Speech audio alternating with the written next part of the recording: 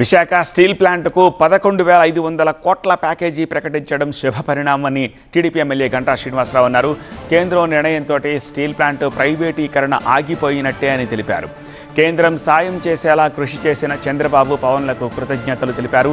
గతంలో steel plant ప్రైవేటీకరణకు వ్యతిరేకంగా ఎమ్మెల్యే పదవికి రాజీనామా చేశానని గంటా గుర్తు చేశారు.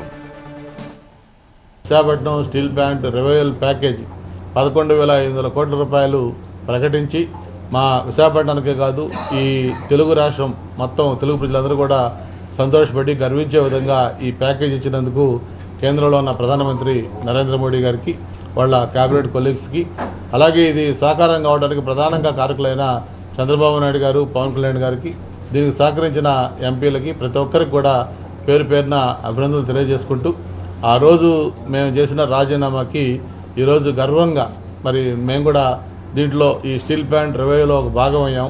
దానికోసం విశాఖపట్నంలో ఎదిగిన వ్యక్తిగా, విశాఖపట్నం ద్వారా గుర్తింపు పొందిన వ్యక్తిగా, మరి విశాఖపట్నం గుండె చప్పుడుగా ఉన్న స్టీల్ ప్లాంట్ ప్రైవేటైజ్ అవుతున్నప్పుడు నా వంతు కర్తవ్యంగా భావించి ఆ రోజు ఆ రాజీనామా ఇచ్చిన దానికి ఈరోజు ఒక సార్థకత కూడా లభించిందని చెప్పని నేను భావిస్తూ ఉన్నాను.